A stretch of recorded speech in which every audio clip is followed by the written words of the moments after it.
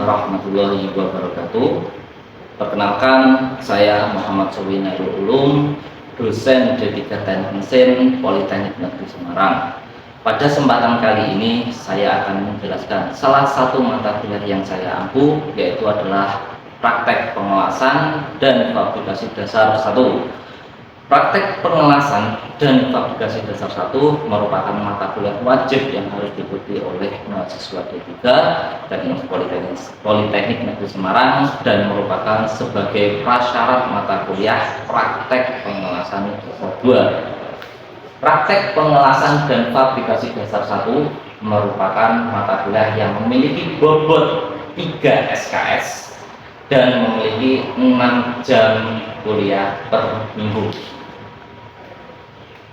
Deskripsi mata kuliah praktek pengelasan dan fabrikasi dasar 1 adalah mata kuliah ini berisi praktikum pengelasan logam terdiri dari pengelasan OAW dan pengelasan SMAW. Sedang berikutnya yaitu adalah pembentukan logam berupa perhitungan plat dan penentukan plat. Serta yang terakhir adalah kerja bangku yang berisikan pengikiran, penggergajian, pengecapan plat, countersink, dan pembuatan ulir menggunakan peralatan tangan. Sedang untuk capaian pembelajaran mata kuliah praktek pengelasan dan fabrikasi dasar 1, yang pertama adalah mahasiswa mampu menjelaskan konsep dan dasar pengelasan logam. Yang kedua, mahasiswa mampu mengelas gas hasil dari OAW dengan benar dan tepat. Yang ketiga, mahasiswa mampu mengelas busur elektroda terbungkus SMAW dengan benar dan tepat. Yang keempat, mahasiswa mampu menghitung bentangan bahan kotak. Yang kelima, mahasiswa mampu melakukan penutupan dan pengepresan bahan kotak. Yang keenam, mahasiswa mampu menggunakan peralatan tangan dengan baik dan benar. Yang ketujuh, mahasiswa mampu membuat lubang pada plat dengan menggunakan peralatan tangan. Dan yang terakhir atau yang kedelapan adalah mahasiswa mampu membuat ulir dalam dengan menggunakan peralatan tangan. Sedang materi pembelajaran untuk praktek dasar pengelasan dan fabrikasi dasar 1 adalah berasal dari buku panduan praktikum Politeknik Negeri Semarang dan modul pembelajaran Politeknik Negeri Semarang serta dari berbagai sumber yang relevan. Proses pembelajaran mata kuliah praktek pengelasan dan fabrikasi dasar 1 dilakukan secara langsung praktek tatap muka di bengkel pembentukan logam Politeknik Negeri Semarang. Adapun metode pembelajaran yang diterapkan pada mata kuliah praktek pengelasan dan fabrikasi dasar 1 adalah yang pertama yaitu metode ceramah.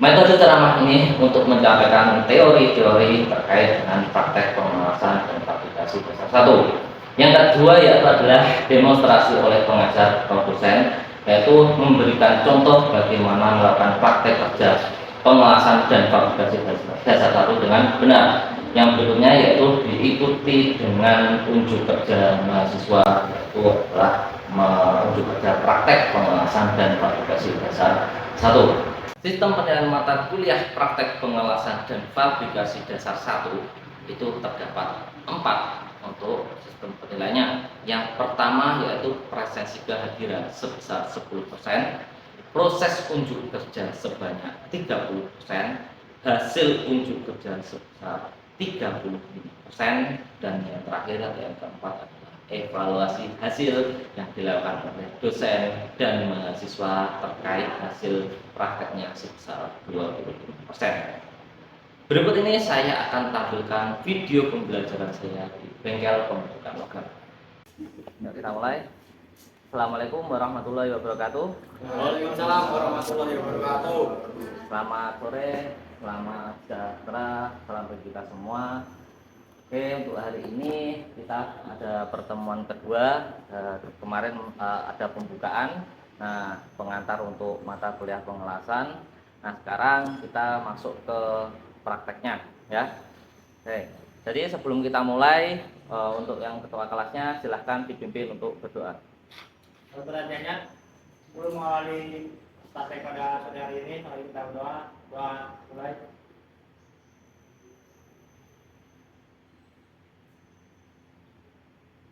Diajukan.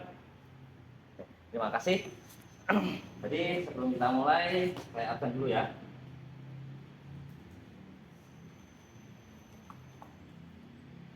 Ahmad Thohir,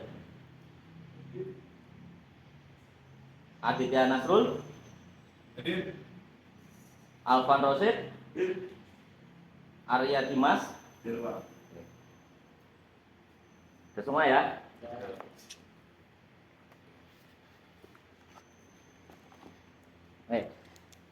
Masih ingat nggak materi minggu kemarin kira-kira? Masih? Oke. Nah, kemarin kita bahas tentang proses kerja pengelasan, dasar-dasar pengelasan, cara kerjanya gimana, terus habis itu cara untuk menyalakannya gimana, ya. Mungkin dari teman-teman ada yang masih ingat apa namanya SMA lu kemarin itu apa? Nggak jawab, coba angkat tangan. Oke, Mas Brian. SMA itu proses pengelasannya dengan menggunakan hidroelektroda yang ada salutannya, Pak. Oh, ada yang terus kepanjangannya itu apa? Sebentar arc welding. Oke, bagus sekali untuk Mas Brian ya. Sangat-sangat sempurna. Ingatannya masih dari kemarin masih ingat. Jadi ini untuk materi yang kali ini kita proses di pengelasan. Tetapi sebelum kita ke proses pengelasan, ya kita harus tahu yang pertama APD-nya. Ya, kemarin sempat saya singgung sedikit untuk APD-nya, tetapi untuk APD-nya ya kemarin itu masih dalam gambar-gambar. Nah, ini saya akan bawakan yang asli seperti apa APD-nya itu ya.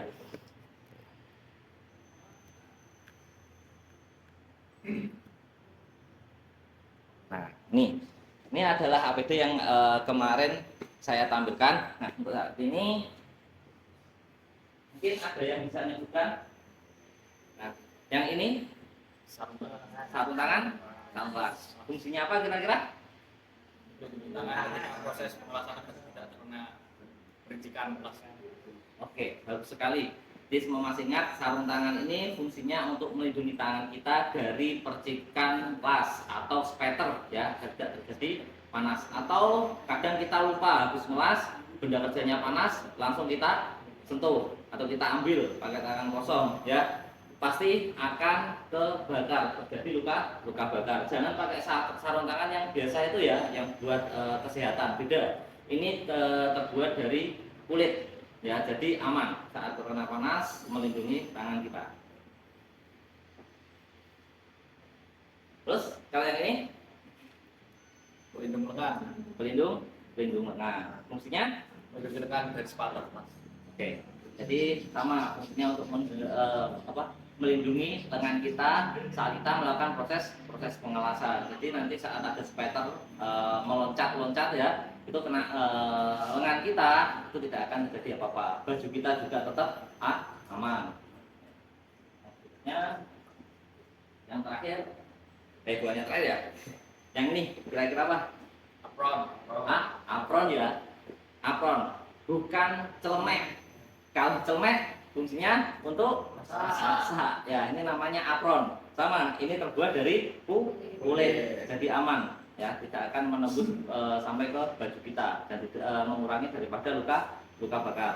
Ya, namanya apron. Ingat ya, jangan celemek.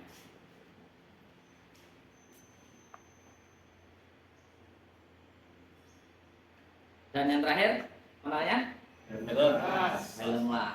Mungkin ada yang tahu fungsinya sekarang kan?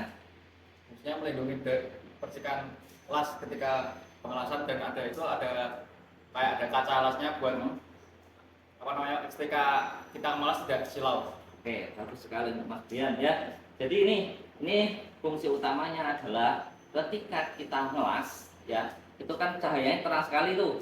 Ya, kalau langsung kita lihat tanpa ada bantuan alat bantu saat pengelasan, mata kita akan sering terjadi nanti buta, bisa mengakibatkan kebutaan.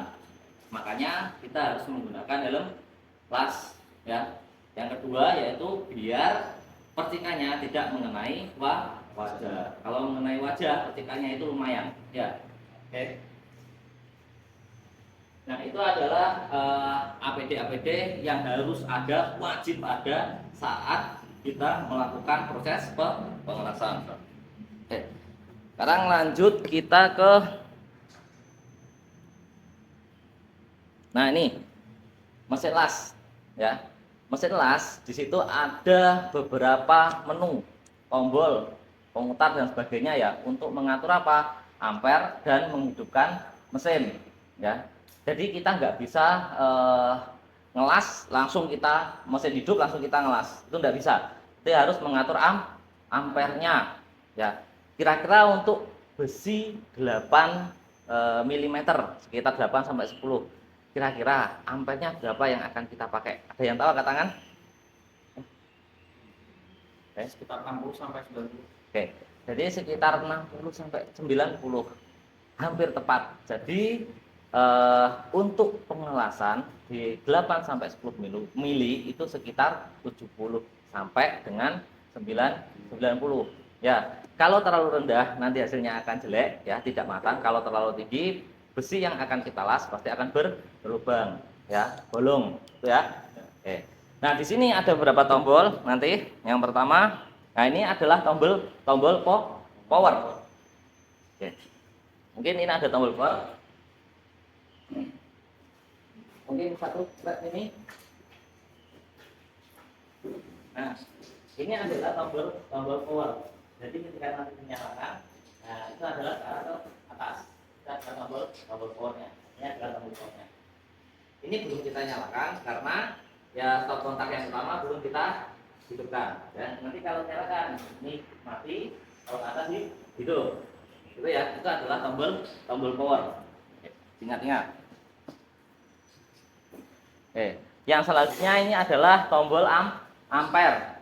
Ya, itu ada saklar sebelah kanan sendiri. Itu ada A warnanya oranye, kuning, dan B warnanya putih. Jika kita arahkan ke atas, yang kita baca itu adalah yang kuning, angka yang kuning. Ketika kita arahkan ke bawah, yang B, yang kita baca adalah warna yang putih. Ya, sebagai contoh ini, Mas Brian. Nih. Nah, ini ya, ada dua, B dan A. Ketika A dan ini adalah pemutarnya, ini berapa yang akan kita atur, itu kita baca yang kuning. Ya. Ketika B, ya akan B, itu yang kita baca adalah yang putih. Nah, tadi yang A, oke, terus kita bisa coba ambil ya. Kita baca seperti ini ya, jenis 1. Nah, Ketika B, kita baca yang 1. oke, ya.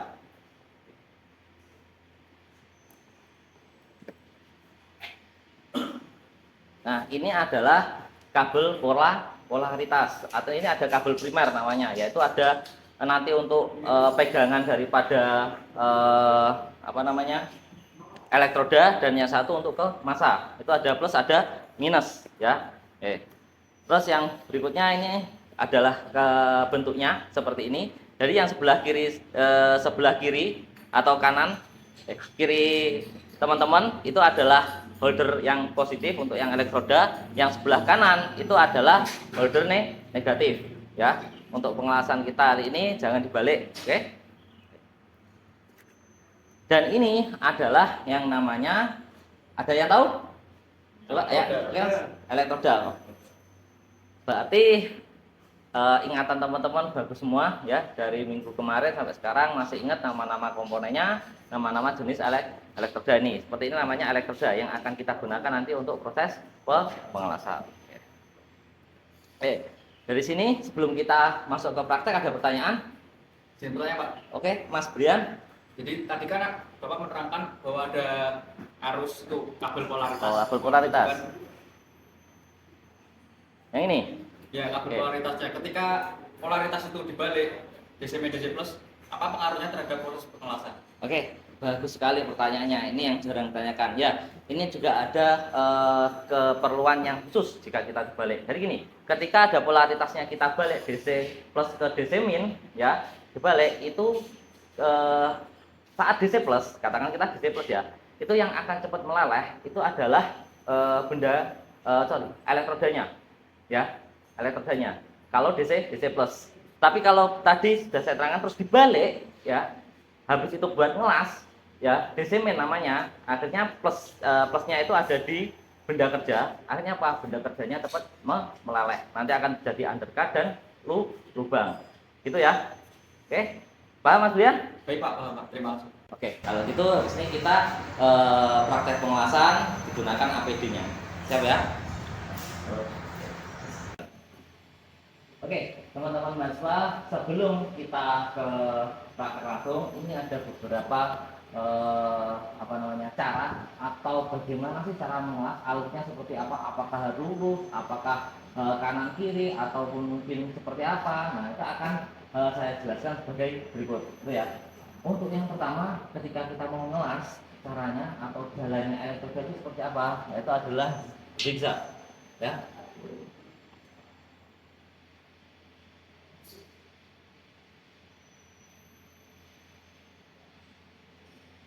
Oke, bisa seperti ini.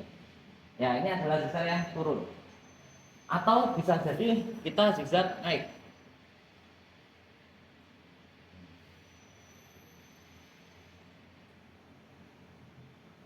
Ini adalah zigzag naik, ya. Kurvanya di atas, ini kurvanya turun.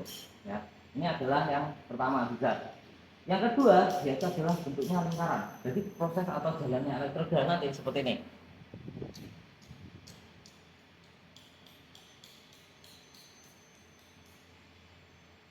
Nah, ini adalah yang bentuk lingkaran. Jadi lingkaran sambil turun terus, gitu ya. Dan yang terakhir yaitu adalah yang segitiga seperti ini.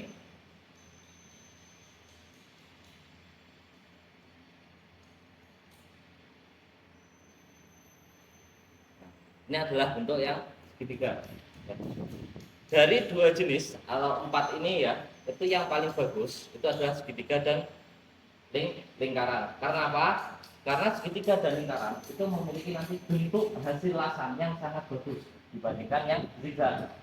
Ya, bentuk lasanya paling bagus daripada yang zigzag ini. Jadi, tetapi di sini tingkat kesulitannya lebih besar, ya.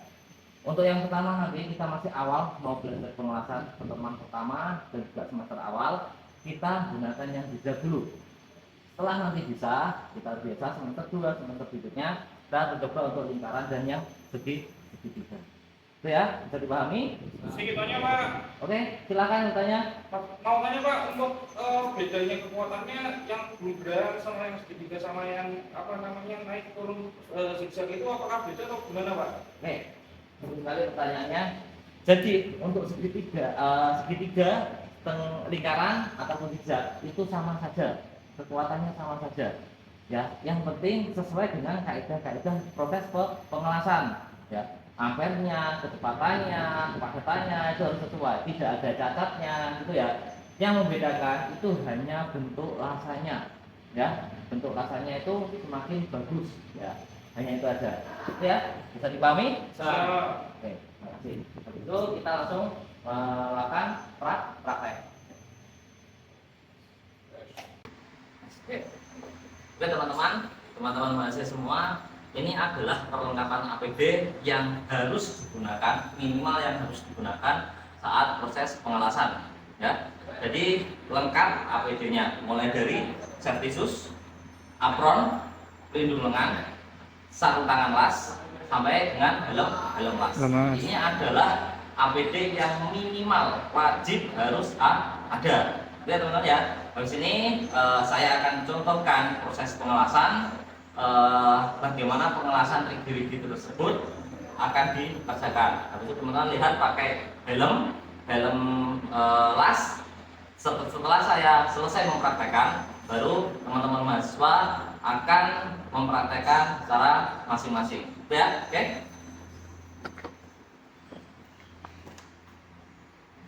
Baru.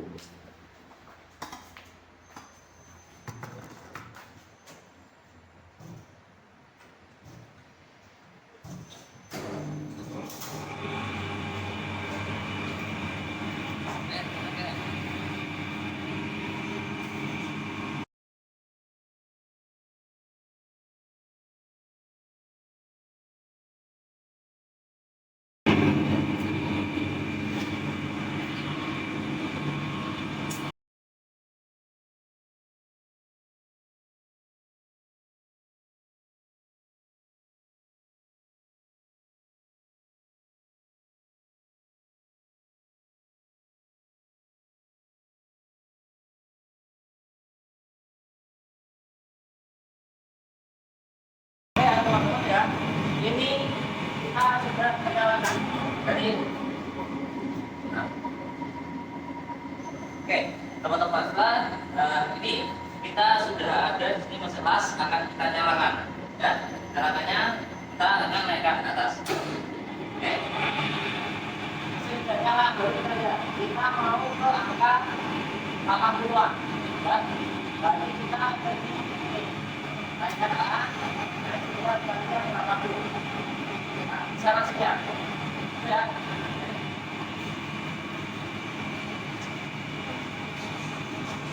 Kita balik bergerak ya. Sama-sama.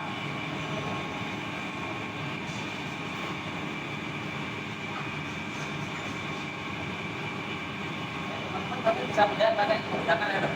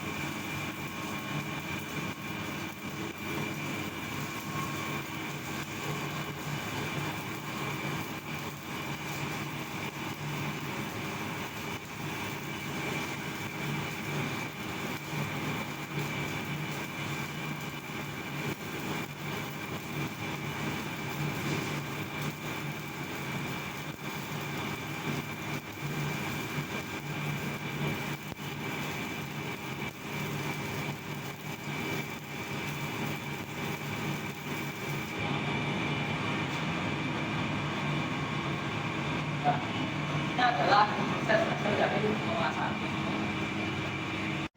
Setelah itu kita lihat hasilnya dengan menggunakan aluran. Ingat saat mengulang kita nggak boleh wajahnya tidak atau muka kita tidak diselimuti oleh helm pelindung. Tetap gunakan helm pelindung. Nah ini bisa dibuka dan kelihatan ya.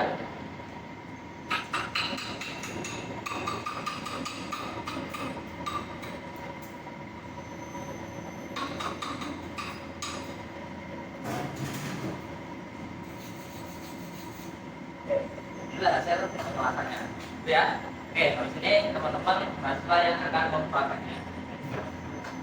Oke, coba salah satu maju ke depan pemasangan daripada APD atau pemakaian APD yang akan digunakan untuk pengelasan. Satu orang, oke, maju. Nah, coba. Nah, sini. Sebagai contoh nanti untuk yang teman-teman yang lain.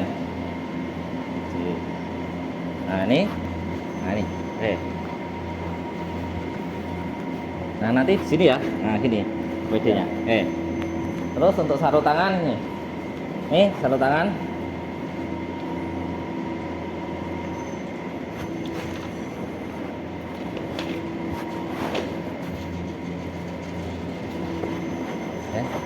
Dan ini untuk apronnya, coba pasang. Terus sampai ada bunyi klik. Bisa?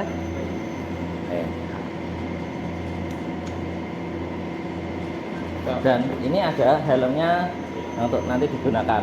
Nah, ini adalah peralatan lengkap yang akan kita gunakan untuk saat pengelasan ya. Nanti masangnya memakainya seperti itu. Oke.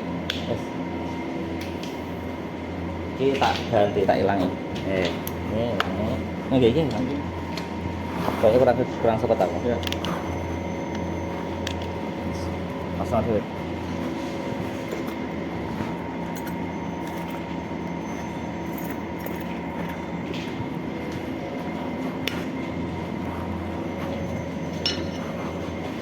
Bisa. Nah, yes. Oke.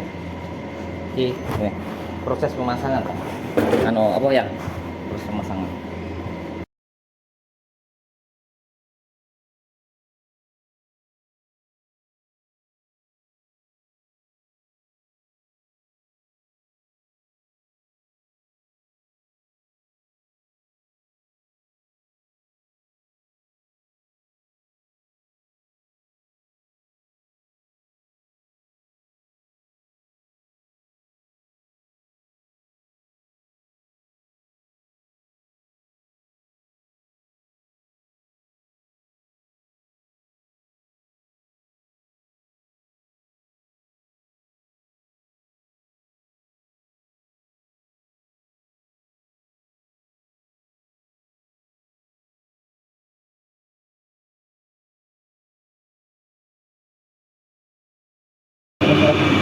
Nah, ini tadi adalah contoh yang kebalik. Nah, ini harus ada di luar ya, yang dipasang yang dalam. Rasa belum naik. Oke.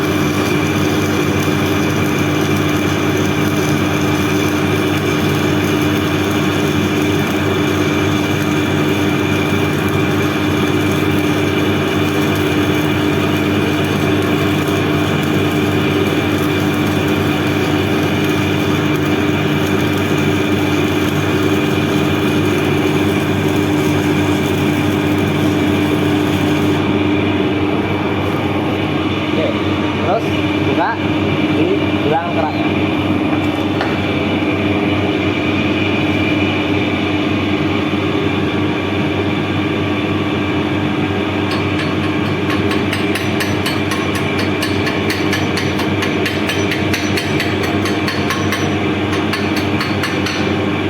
Tidak bisa seperti itu. Seperti itu. Ya, ya. Saja masuk. Yuk. Oke. Nah, ini hasil dari lasanmu untuk hari ini. Ini masih terdapat banyak sekali cacat atau kekurangan saat pengelasan ya. Iya, Pak. Nih, kelas satunya masih ada spatter ya. Ya. Terus ini kerucut masih ya, Ya. masih kerucut. Jadi kurang melebar dan ini kurang stabil, ada naik ada turun. Nah, ini kira-kira dari cacat yang ada atau kekurangan dari saat pengelasan, kira-kira kamu kalau evaluasi kekuranganmu ada di mana? Kurangnya ada di kalau yang kerucut ini terlalu kecil ketinggian ini karena saya kurang mengayunkan, Pak. Kurang Oke. ayunan. Oke, berarti kurang ayun Iya. ya. Kalau untuk yang ini kan kurang ayun, kalau stabil berarti kan ini menaik turun, kira-kira apanya? Kalau ini ada kan, ini naik turun, ke sini naik, ke sini turun lagi. Kira-kira? Kurang stabil pengelasannya. Oke, benar. Ini di tanganmu kurang stabil, jadi kamu yang di sini cepat berhenti Iya. gitu. Iya. Jadi kurang stabil, harusnya apa? Harus stabil Konstan. antara dari awal sampai akhir itu stabil. Jadi hasilnya akan baik lurus gitu. Ya, Baik. enggak seperti ini naik turun. Itu ya. Iya. Memang untuk pengelasan, praktek pengelasan ya itu terbiasa, bisa karena terbiasa. Kalau tidak terbiasa hasilnya ya kurang maksimal. Nanti diusahakan terbiasa untuk mengelas, belajar untuk mengelas ya, biar hasilnya lebih bagus. Iya, baik, Oke. Pak. Siap. Oke. Terima kasih, Pak. Siap. Udah, silakan kembali. Mari, Pak. Ya. Demikian video pembelajaran praktek yang saya buat. Semoga bermanfaat. Kurang lebihnya saya maaf. Wabillahi taufiq wal hidayah. Assalamualaikum warahmatullahi wabarakatuh.